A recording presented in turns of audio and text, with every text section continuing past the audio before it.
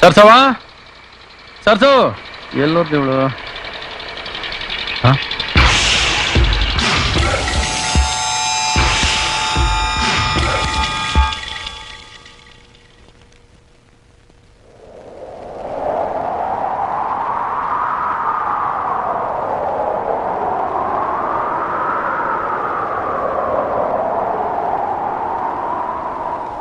ಏನಯ್ಯ ಒಟ್ಟಿಗೆ ಮಾತಾಡ್ಕೊಂಡು ಎಲ್ಲ ಬಾಗ್ಲಾಕೋಬಿಟ್ಟವ್ರ? ನಮ್ ಬಂಡವಾಳ ಎಲ್ಲ ಬಯಲಾಗಿರ್ಬೇಕು. ಅಕ್ಕಿ ಮುಟ್ಟೆನ ಇಳ್ಸ ಕೇಳು.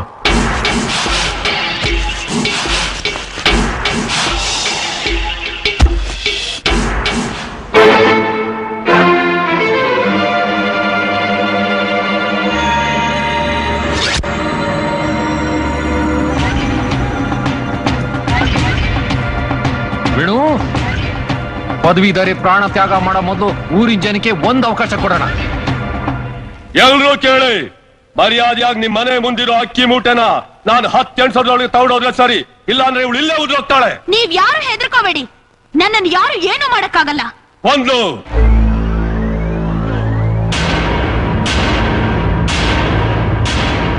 ಎರಡು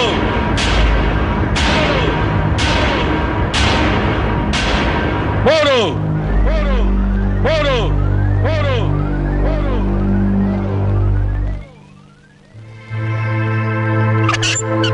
ನಾಲ್ಕು ನಾಲ್ಕು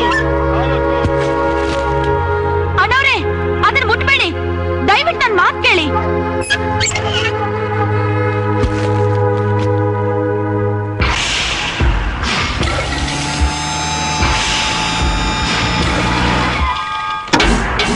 ಐದು.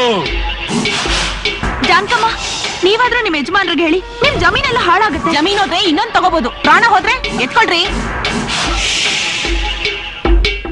ಆರು. ನಿನ್ನ ಕೇಳ್ಬಿಟ್ರೆ ಯಾರು ಕುದ್ಗಲು ತಾಳಿರಲ್ಲ, ಎತ್ಕೊಳ್ರಿ.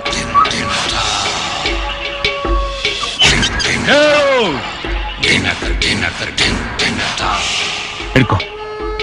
ಮಾದೇವಣ್ಣ, ನೀವು ಕೂಡ ನೋಡವ್ವ, ನಾನು ನನ್ನ ಪ್ರಾಣ ಬೇಕಾದ್ರೂ ಕೊಡ್ತೀನಿ, ಆದ್ರೆ ನಮಗೋಸ್ಕರ ನೀನ್ ಪ್ರಾಣ ಕೊಡೋದನ್ನ ನಮ್ ಕೈಲಿ ನೋಡಕ್ಕಾಗಲ್ಲ.